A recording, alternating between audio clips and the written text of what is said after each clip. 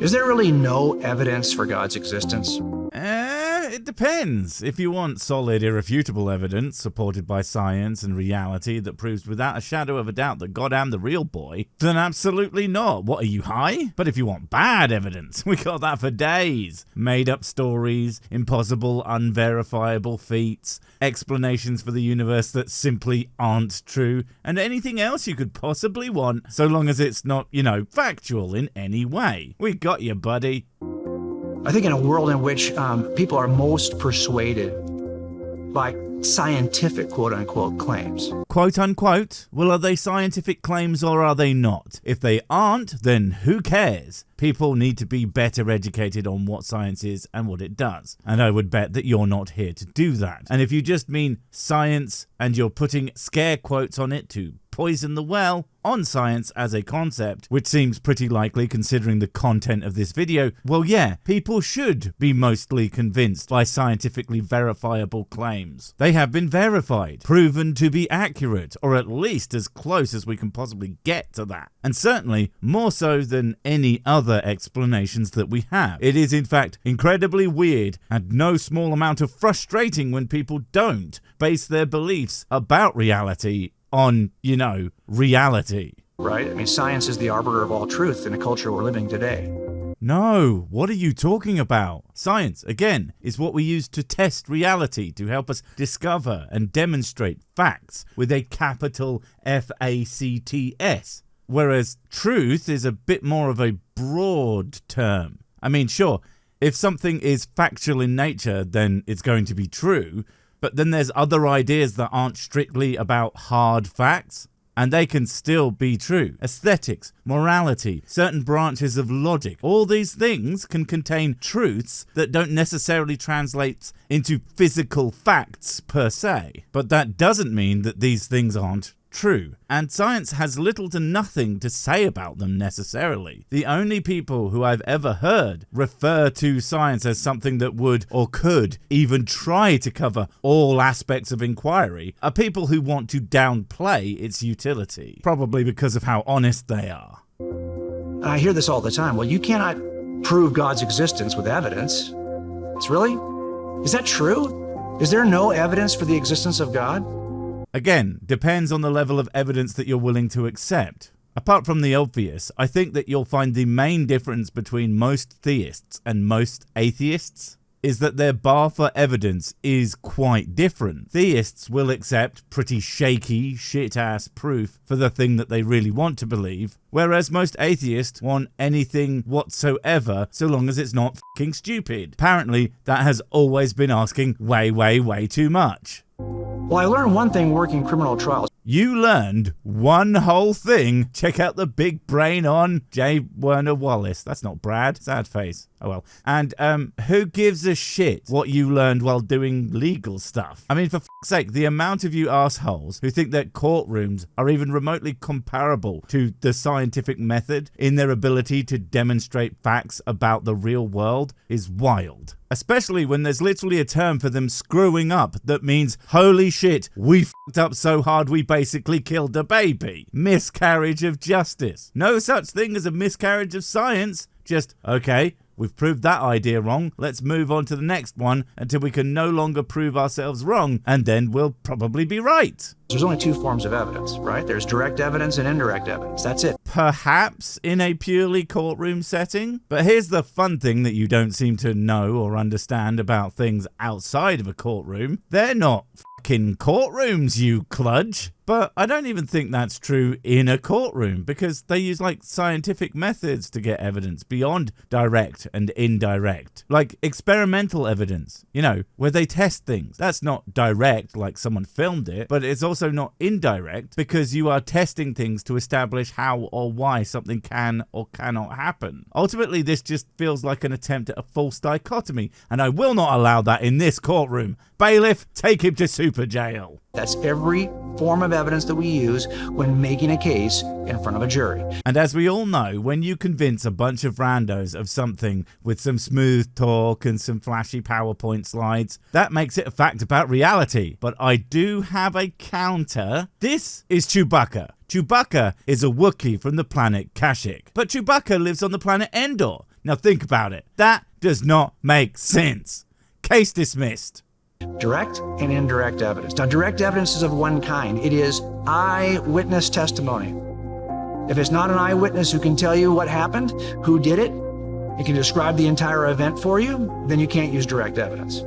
Wow, okay, so I knew mate there was a moron who doesn't understand how knowing things works, but I thought he would at least know how his alleged job would work. You know that, like, cameras exist? Video evidence is not eyewitness evidence, but it is absolutely considered by the vast majority of people with functional brains, including some who work in the legal system, as a form of direct evidence, since it's essentially a factual recording of the events as they happen, making it even more reliable than any eyewitness testimony. How the fuck do you not know this? God damn. Now, indirect evidence is everything else. And in cases like mine, DNA evidence, that's indirect. Fingerprints, indirect evidence. Behaviors people observed, indirect evidence. Statements he made, indirect evidence. Okay, we will go with you for this, but it's failing to understand a key difference. In a courtroom, we are generally trying to establish one exact series of events, but in science, you are trying to establish a pattern and testable concepts that often show how something will or would happen. It's the difference between one being essentially historical and the other being predictive. And even when science does history stuff, that history can be used to make further predictions about things that will happen. A courtroom is not in the business of what may or may not come to pass in the future. Unless it's an eyewitness who can tell you what happened, everything else is indirect evidence. By the way, there's no such category as hard evidence, so please stop saying that. We don't have hard evidence and soft evidence. There's direct evidence and indirect evidence. Now, actually, we don't say that in the courtroom, so you can't say it anywhere else ever. Oh my god, you're such a smug asshole. Hard evidence is just a colloquial term for empirical, evidence-based, factual data. It's fine to use it, even when discussing shit in a courtroom if you're not actually working there. Because guess what? We don't work there. We also don't have to talk about mens rea, appellates, or habeas corpus, because they aren't necessary to discussing what's happening at a basic level, which is usually bad man do bad thing cause he bad. Could we make a case for God's existence from direct and indirect evidence? I think you could. Of course you can. The problem is that I don't think it would be very good. Like, again, prediction. If every claim you make about evidence that you think demonstrates God is true and did exactly that, then why is none of it repeatable? Why can't we do anything that results in a clear and obvious result of God did it afterwards? A more cynical man would say that he didn't, but I wouldn't say that. I would just think it very, very loudly on the internet. Direct evidence might include, for example, eyewitness accounts, even if they're written down over a period of time. Are you fucking joking? Just because they're written down, usually many, many, many years after the quote-unquote fact, just in case you didn't know that, they are still direct evidence? Fucking no. Christ, they barely count as second-hand evidence, regularly being multiple layers of third or fourth or beyond hand accounts. They are what someone says, someone said, someone said, someone said, way the fuck later. So much later that even if the direct witness, lol, was recounting what they think that they saw at the time to the person apparently writing it down, it's well known that the length of time between an event and the recollection of it can massively degrade a person's memory of it, to the point where different people, places, and actions are involved to the point where it is literally not the same memory anymore. And you're acting like that's worth a single goddamn? Amazing. Presumably you were really, really shit at your job. We have 4 Gospels that provide us with direct evidence, eyewitness accounts, and we can test those. Oh, I cannot wait to find out what you think testing the accounts looks like and how it's totally going to make them magically reliable when, again, multiple years and likely multiple retold word-of-mouth retellings. I mean, have you ever played, what do your side of the drink call it, telephone? You get a large group of people, each whisper the quote-unquote same phrase into the ear of their neighbour till it gets back to you, only to discover that it is now completely different and more than likely completely incomprehensible. Honestly, if that is how the Bible was written, it explains a lot. But that's one way to determine, by the way, if there's a person historically who rose from the grave with the power of God. If you have a story about an event that breaks basically every natural law that we have, you're going to need a lot fucking more than some people said they totally saw it happen 60 years ago. You're going to need to demonstrate proof of that. I'm going to need some fucking video evidence of that shit, frankly. Funny God decided not to invent videography until way after that. Would have been quite handy at the time. And even then, considering everything we know about what can and can't happen when a person dies, or at least appears to be dead, I'm going to assume other explanations like he wasn't dead. And people from the stupid ages were very, very bad at determining that way fucking before deciding he's a magical god man with hacks and cheats enabled on his main. And you have an eyewitness account that chronicles that, and if you test the eyewitness account and it passes all with flying colors. Test? How? I genuinely can't think of a test that you can do on an eyewitness account other than having actual verified evidence around it that backs it up. And if you have that, show me that instead. I literally don't give a shit what people have to say about an event. People lie. People are mistaken. People have hallucinations. All sorts of things that would cause them to say something that never happened. But the evidence, with enough of that corroborates each other and all points to the same thing, that will continue to do so regardless of what any fucko has to say about it. Why would you not consider that to be sufficient evidence to believe that God exists?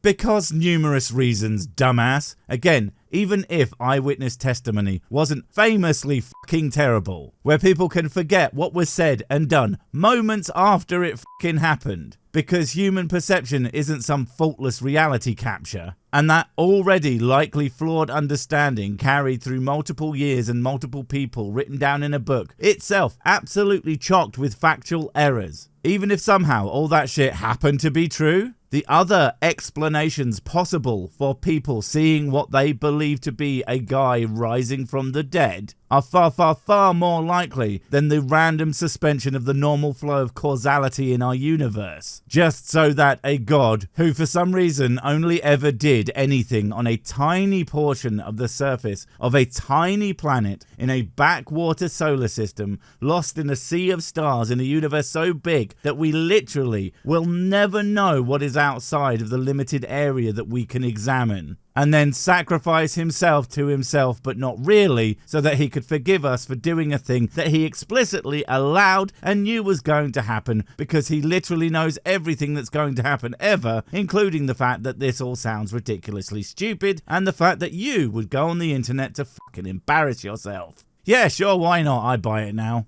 But if that's not the way you want to go, and you want to go with indirect evidence, well, okay, we're in a universe where all space, time, and matter leapt into existence from nothing. That universe that resulted appears to be fine-tuned to a razor's edge for the existence of life.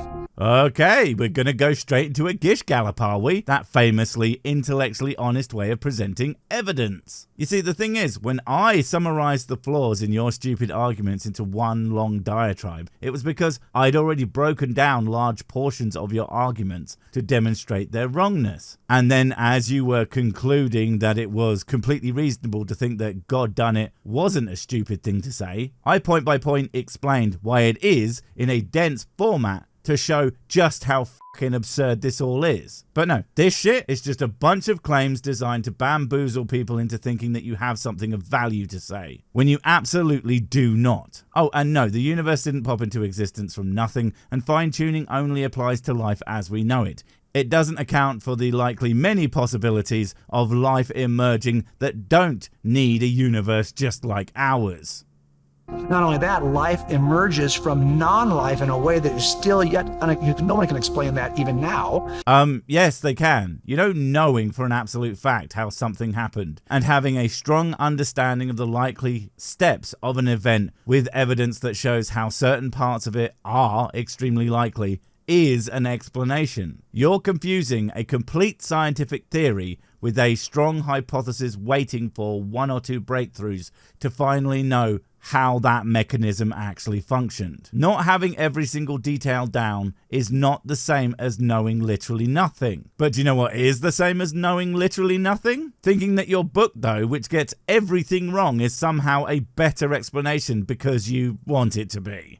There are origin of life studies that still cannot explain how life emerges from non-life. See, I know what he's trying to say, that the origin of life studies can't explain where life comes from, but what he actually said is that some of them can't, which suggests that some of them can, which as fuck-ups go is right up there with telling the judge that you did commit that crime, but it's okay, you really, really wanted that $12,000 Rolex. Which I have a funny feeling that you wouldn't understand why they lost. Just a hunch. And when it does emerge, it has a very commonly held observation that biology displays at least the signs of design, the attributes of the appearance of design. Again, it really sounds like you're suggesting that we've seen life come from non-life. You are so fucking bad at this. Also, yeah, no, it really doesn't. Life is actually one of the worst examples for things appearing to be designed. I mean, a mountain, a river, even the universe. These are balanced systems where if you didn't know better and didn't understand how it actually works, I could see why your dumbass might think that that was designed. But life forms are so incredibly messy, so poorly put together, so barely functional that it's amazing that any of them work. To the point where if you presented any single one of them as proof of your skill as an engineer, they would take away your diploma in a heartbeat. And just to be safe, your fucking hands away as well, so that you can't hurt anyone else ever again. But also, we're in a universe in which we have minds that act freely. We are in a universe that has objective, transcendent moral truths. We are in a universe in which we sense the presence of evil or the existence of evil. God, it's all so fucking exhausting, isn't it? Minds come from brains, perfectly explicable via natural laws, and morality is a beneficial evolutionary development that humans gave a name to, not a fact that comes from the universe. Those are bad enough, but then he throws in basically being fucking psychic on top, and I'm not sure how much more of this I can take. So people can sense evil, can they? Which organ does that exactly? And no, you can't say eyes and ears, because that shit is vision and hearing, not sensing evil, like it's some quantifiable particle or wave that travels through the fucking air. And sure, you can absolutely get an uneasy feeling around people and places, but again, that's not actually you sensing evil, that's you seeing and hearing something that your conscious brain isn't picking up on yet, but your subconscious did, and is telling you to get the fuck out of there before this guy comes along to give you his shit arguments for God's existence. Fuck that, I'm out of here. Bye!